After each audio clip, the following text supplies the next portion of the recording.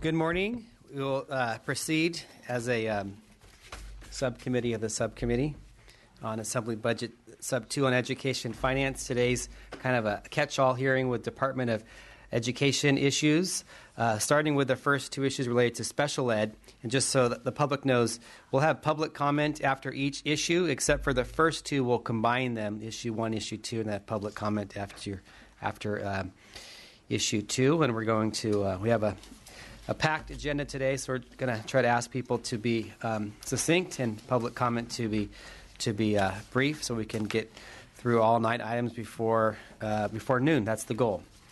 So with that, we'll proceed with issue number 1, CDE Special Education Programs.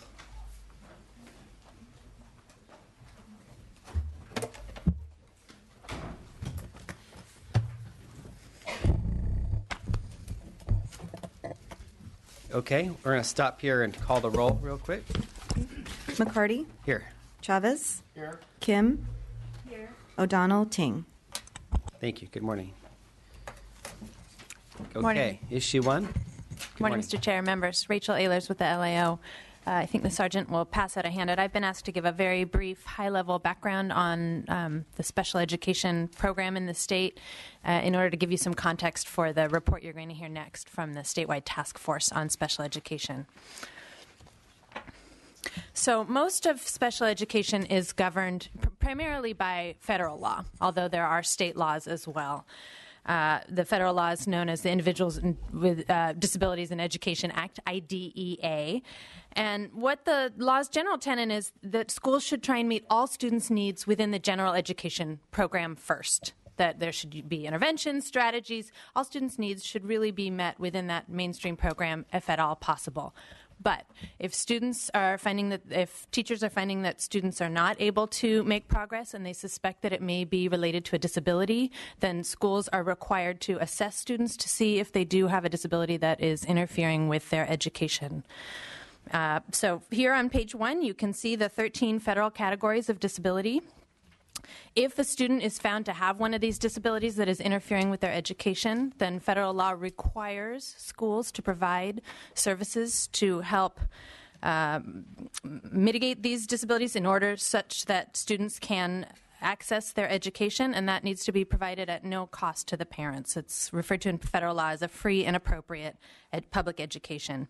So you can see in the chart it's about 10% of all of K-12 students who have been identified with a disability that affects their education.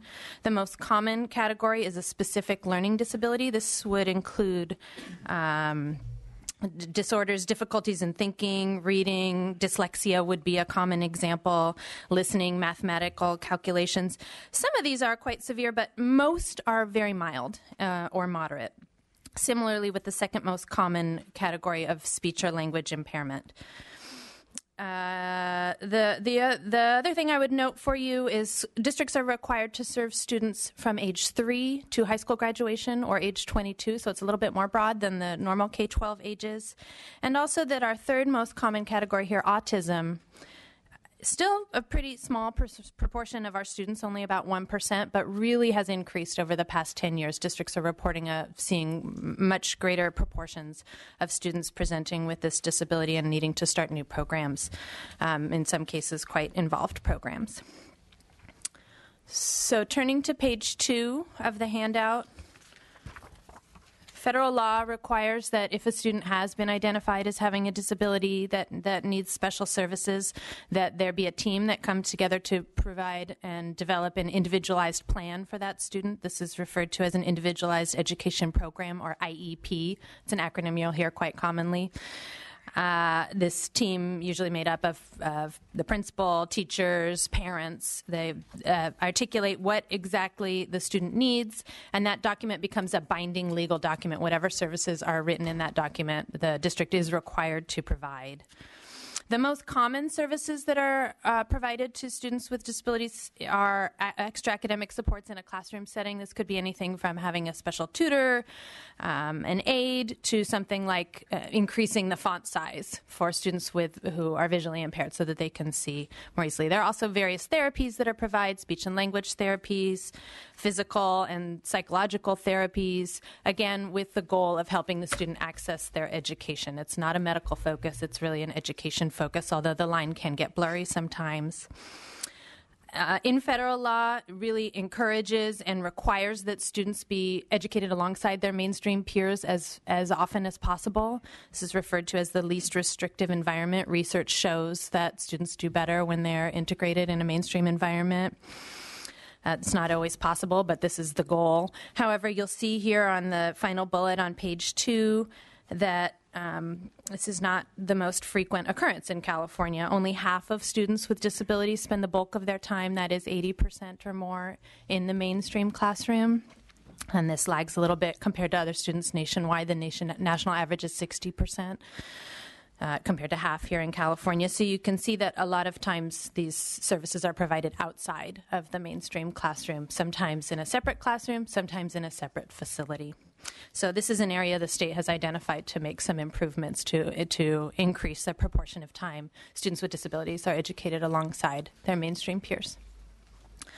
Turning to page 3 to just touch on funding, particular interest here in the Budget Committee.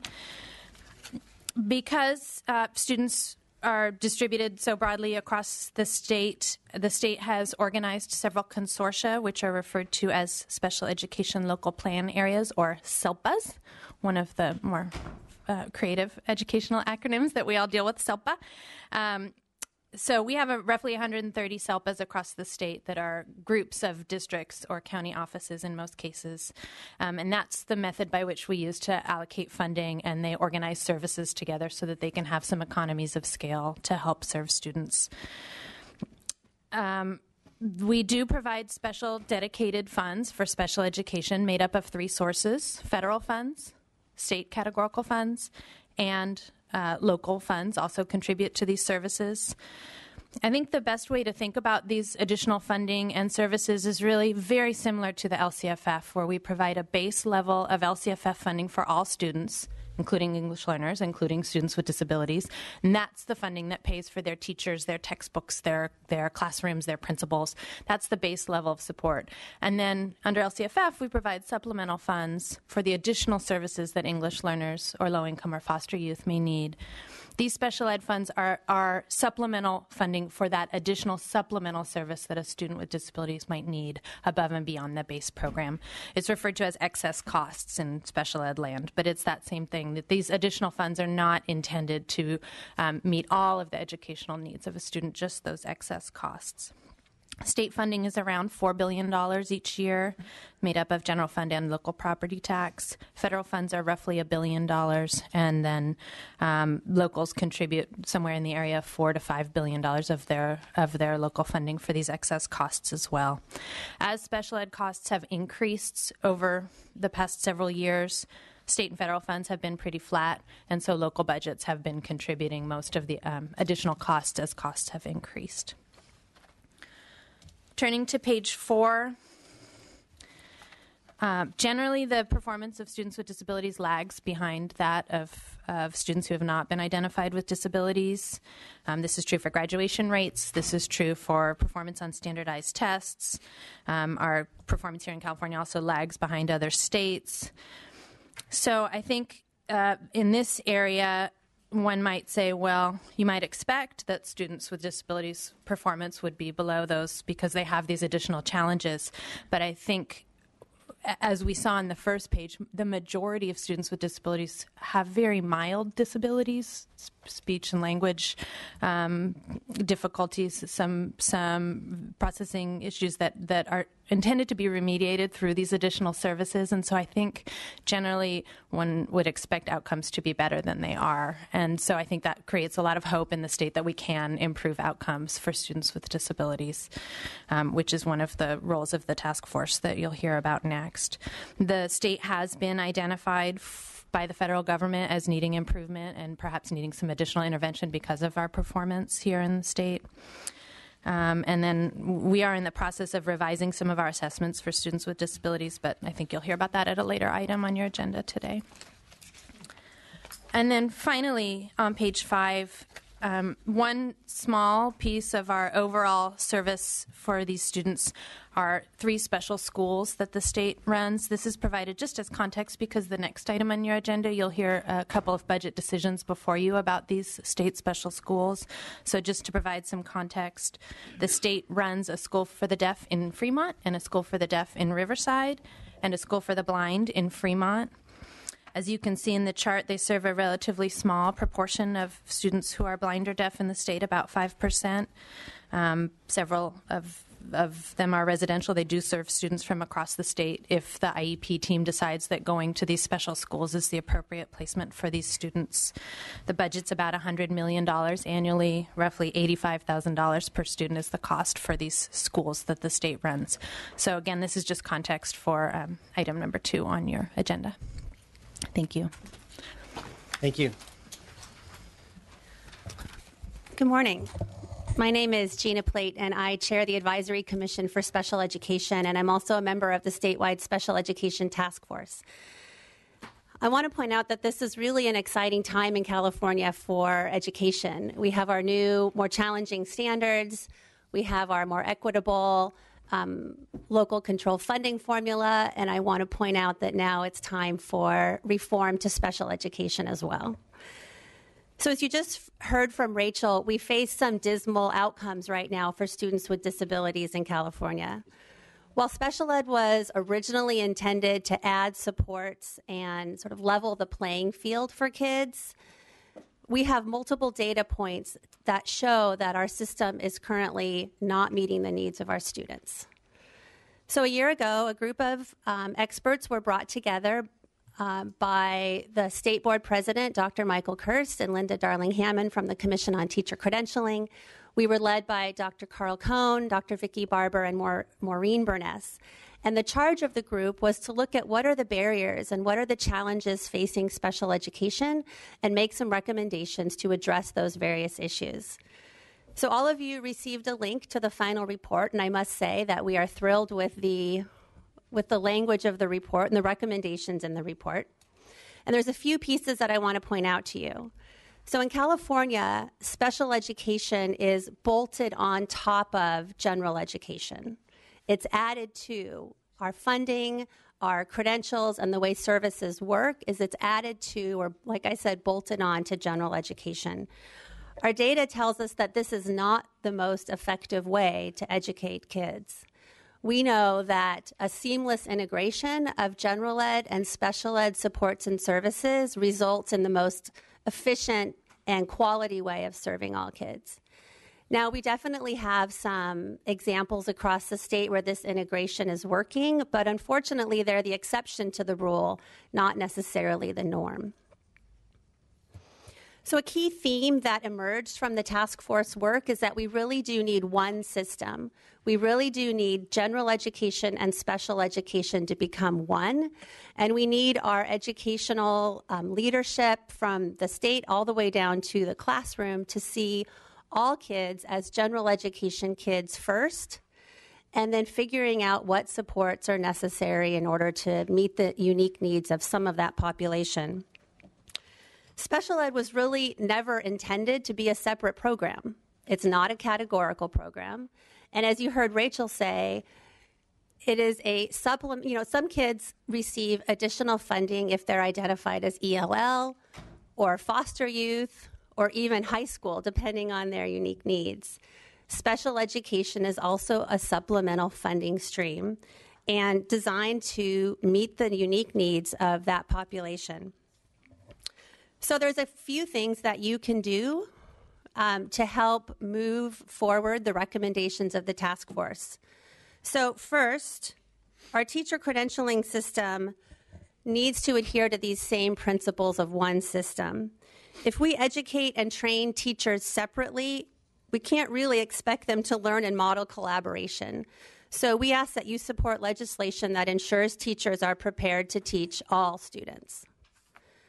Second, you may have heard reference to a multi-tiered system of support, or MTSS.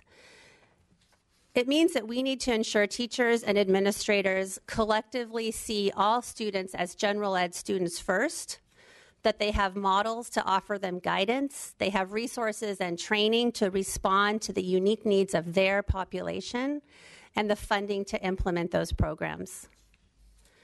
We ask that you support an investment in this area, either through fiscal incentives to districts and charter schools that are committed to making a culture shift, or just an infusion of funds to build the initial infrastructure we need. As you know, we've worked hard to equalize the rest of the education system. We've not done so with special education funding. Right now, it's inequitable and it's complex. It's in desperate need of a redesign, or at the very least, a movement towards equity. It's not acceptable that one SELPA on the low end of the scale receives approximately $600 per ADA versus a SELPA on the high end of the scale that receives approximately $1,100 per ADA. This needs attention. We must invest and prioritize integrated preschool opportunities so that we don't segregate those students right from the beginning. We must support the growth of family empowerment centers so that families are included in the system in a way that's meaningful, which really was the original intent of the family empowerment legislation. So there's both short and long-term phases related to the implementation of these recommendations. And when I think about a short-term fix that you could help with right now, alternative dispute resolution is at the top of that list. So ADR is a process for ensuring that districts and charter schools have tools to effectively resolve disputes without going to the courts or due process. ADR is currently a pilot that has been successful and not controversial.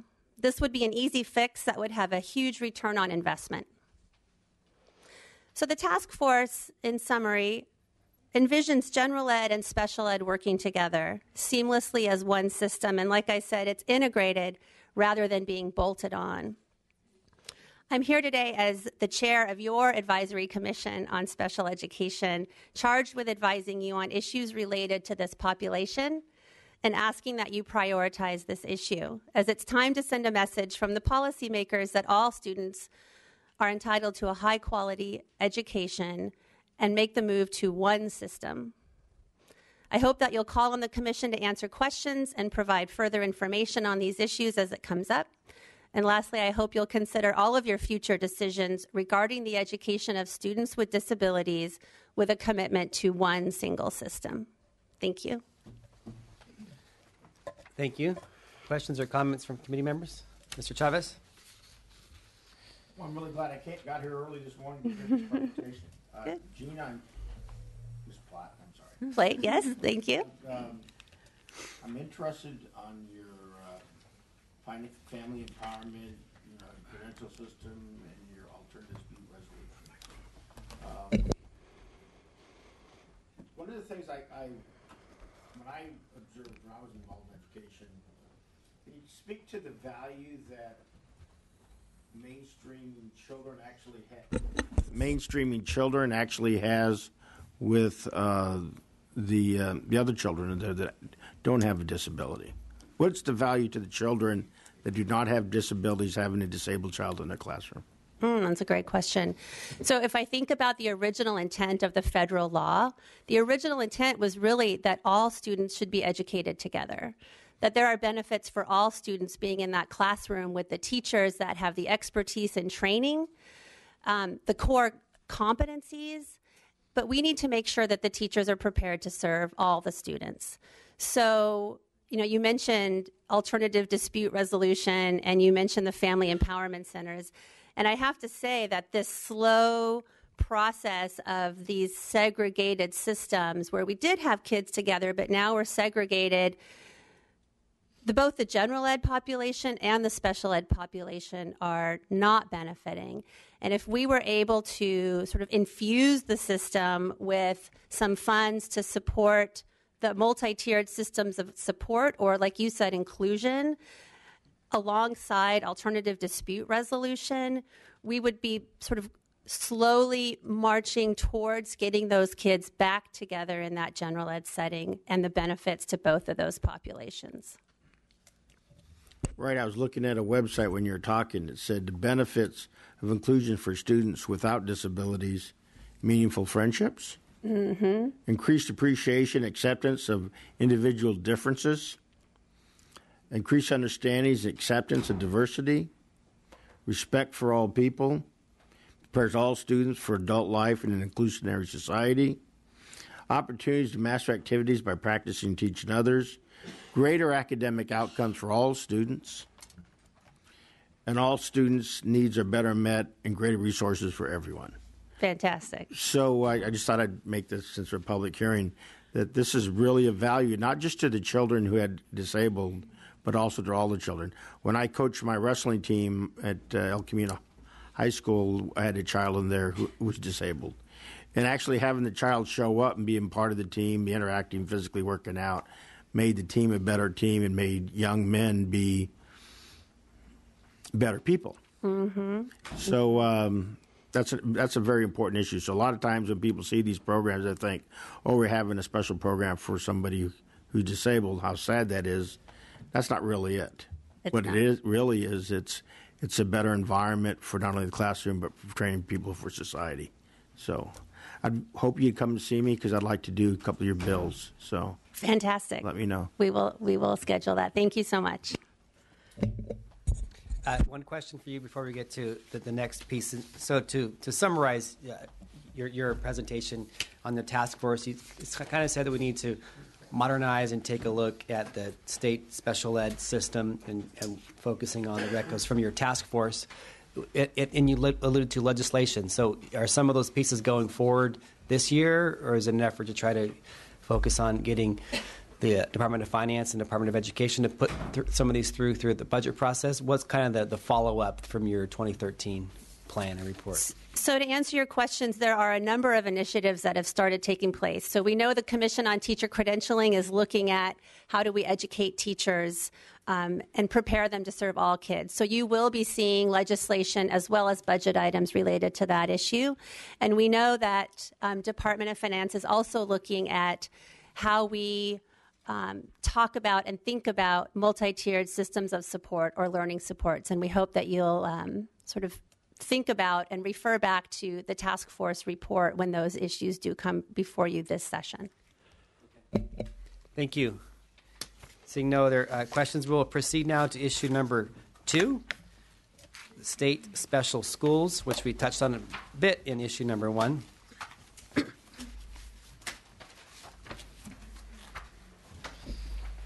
So we'll begin with Ms. Ehlers with LAO again. Okay, thank you.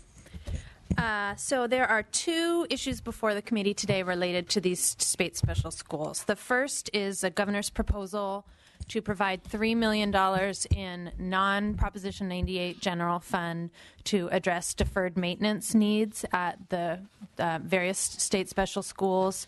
The schools have identified a backlog of roughly $25 million in need. And this is part of the governor's larger overall proposal to start addressing infrastructure needs in the state. On this issue, our recommendation to you is to provide this $3 million, at least this $3 million to address the deferred maintenance needs. We do think that there is a need. However, we'd recommend using Proposition 98 funds rather than non-98 funds for this. We think that that's perfectly allowable. The schools are funded with a mix of 98 and non-98, and maintenance is a typical expenditure of 98 funds at other schools. We also would recommend adding some budget bill language just to ensure that these funds are used in addition to the funds the schools are already dedicating to maintenance and not supplanting it to ensure that we really are addressing the backlog. So, Mr. Chair, you want to hear on that first issue? Sure. Okay. Monique Ramos on behalf of the Department of Education. So the department appreciates the $3 million for the deferred maintenance. Just to kind of clarify, the state special schools essentially have three types of maintenance activities. They have ongoing maintenance activities that are done by state special schools employees during their regular hours.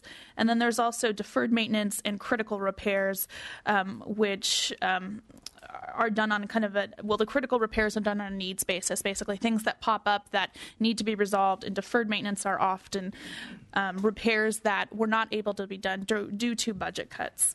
So examples of some of the critical repairs and deferred maintenance that this $3 million would go to would be broken and damaged sidewalks, which is obviously important at a school for the blind, aging and deteriorating roofing systems, failing emergency communication systems. It's just a short list of some of the things. We do agree with the LAO's recommendation that we believe Proposition 98 is an appropriate fund source, given that most LEAs do use Prop 98 for their maintenance, and we are working on the recommendation with them surrounding the base funding at this time. And with me, I have Scott Kirby, the Director of State Special Schools, if you have any questions. Okay. Department of Finance? We really have nothing to add to that. They did a good job in summing up our proposal. So if you have any questions, we'd be happy Do to you have answer a them. response to the LAO? With regards to whether it's non-98 or 98. Yeah, the $3 million piece. The $3 million piece, historically, the schools have paid majority of the deferred maintenance with their non-98 money, but I think we agree with the LAO and the department that it's a little bit of a gray area, but probably we'll consider it, but it most likely would work as a 98 expenditure. Okay. Questions or comments from committee members on issue 2? Mr. Chavez? I'm really new to this, and I apologize. We all are. And we just had a conversation about mainstreaming children. Why would we have this? I can see where you have support structure at a school or something, but why we do? Is this an old system that we used to have when we used to put people in different categories, or is this? Why are we doing this? So the state special schools have been around, especially the one for Fremont, since the 1800s. And it is a system that has been around. But it also addresses, it's been used because this is a population with relatively small incidence. So particularly if you're in a small or rural district, you may not have other students who have a similar, are blind or deaf, and may not have the, frankly, resources or the staffing available to you in those areas. So that is why the state special schools exist, and I think that LAO has actually been doing some research on this as well. Yeah, we're working on a report looking more in depth in this. I think the schools function somewhat differently. The School for the Blind really is designed as an intervention model where students come and spend a relatively short amount of time to learn skills, learn Braille, and then go back into their mainstream schools. The School for the Deaf tends to keep students for longer and really create a community of oriented around American Sign Language. The enrollment in the schools has declined over time as more parents want to keep their kids potentially closer to home rather than having them be residential, and more districts have developed more regional programs. So I think this is something, but many families still feel that this is the best placement, and IEP teams feel this is the best placement. So I think it is something for the state to consider. Could there be more regional programs developed so students don't have to travel so far? Because students from the very, very north of California coming down even to Fremont for the week is a pretty long distance. So are there options for creating more community regional programs? Something to look into. But I think particularly with students who are deaf and ASL, they can have isolated communication if they don't have kind of a nucleus of students to communicate with. So I think that's really part of the goals of the schools, is to create communities for communication with deaf students in particular. I know this is a budget committee, and this is actually a policy thing, so I'll just stop. But I have to become educated on it because I want to do what's best for the children. Makes it productive. Back to my little story about wrestling. Some of the toughest wrestlers I ever met were blind. We used to wrestle those guys. So whatever's best for the kids, I'll have to research it more. Thank you. Thank you. Okay, You wanna- so the second issue on Sure. issue 2 is a proposal for the Fremont School for the Deaf to replace an aged, obsolete building that has housed the activity center for middle school students there at the School for the Deaf. It's a very old portable classroom that can no longer be used. So the governor's budget proposes providing $1.8 million in non-98 general fund to replace this activity center with a new building. Our recommendation to you on this is actually to reject the proposal. While it's clear that this building can't be used, we think that there are other buildings at the site that can be used for these similar functions. There is already an elementary and a high school activity center, as well as a library, a gymnasium, a theater, and dormitories. The department has indicated this will create programmatic impacts for the students in having to share these spaces, and that seems clear.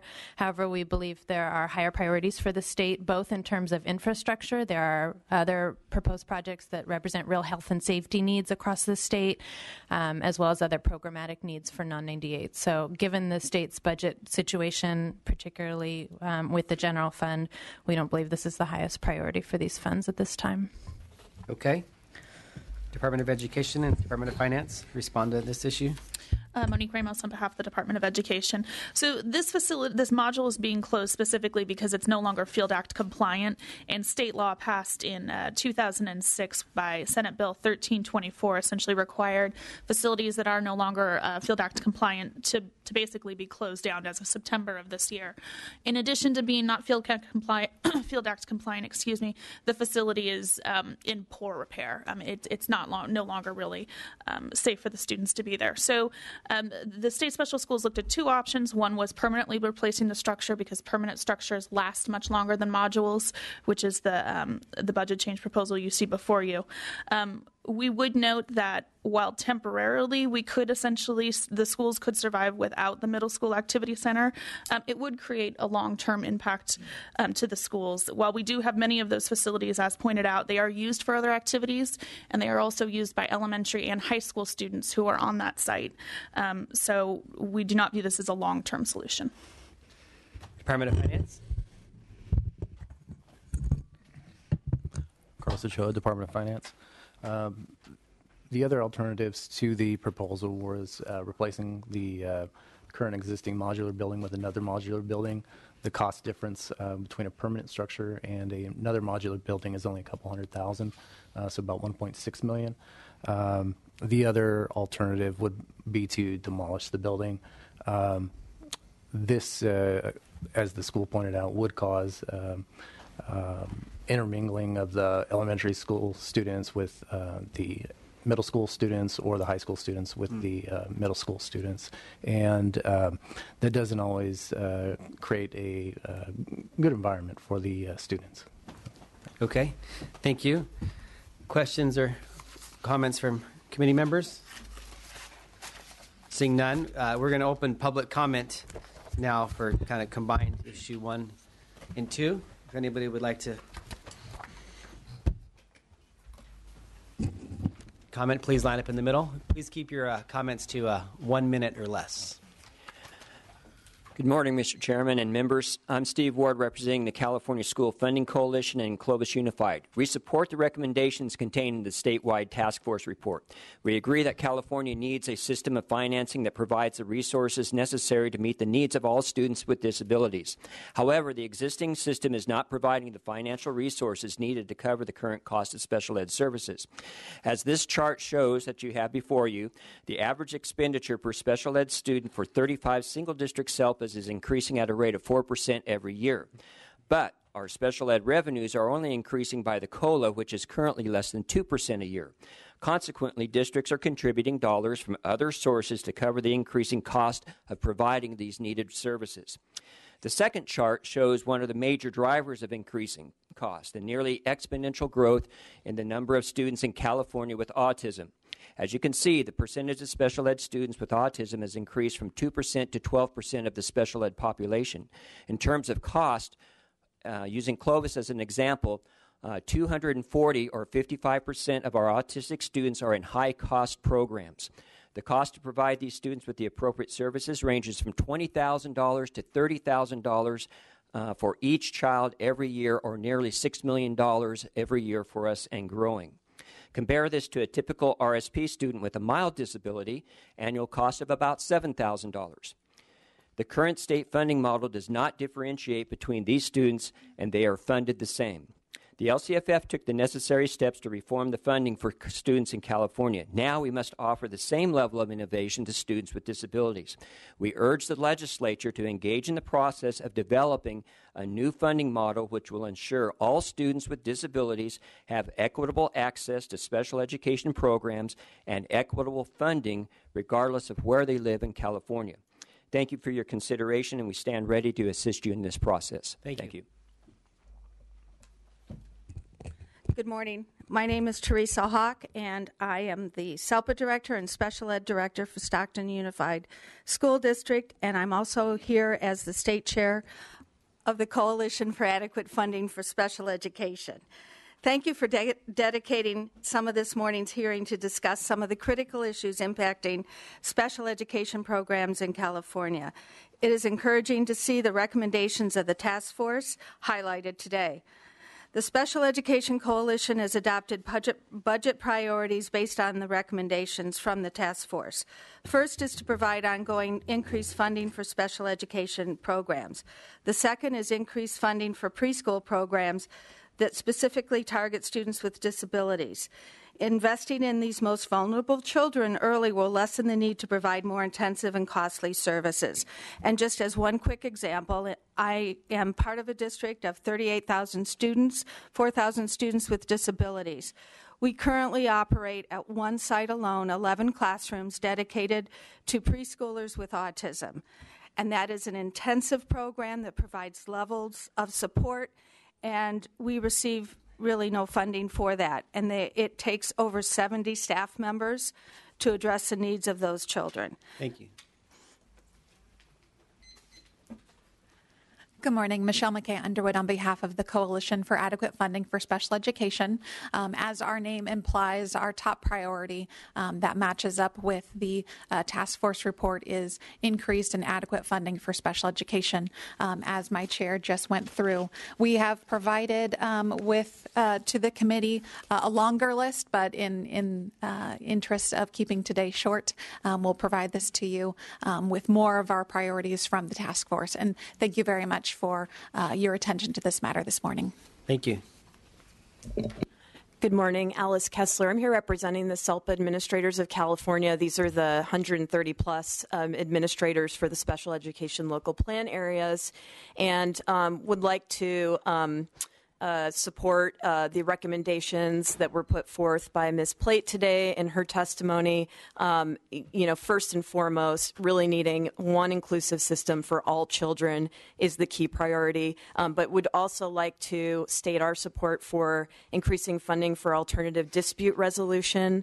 In the 20 SELPAs that have these programs, we found them to be extremely effective in helping families and students navigate a very complex system and saving the state money down the road. Also, early education opportunities, as was mentioned, and I know the chairman is doing a lot of great work in that area. We're very supportive of that as well, and we look forward to working with the committee as this moves forward. Thank you. Thank you. Okay, with that, we will proceed to issue number 3, and issues number 1 and 2 will be held open until the May revise. Technology infrastructure.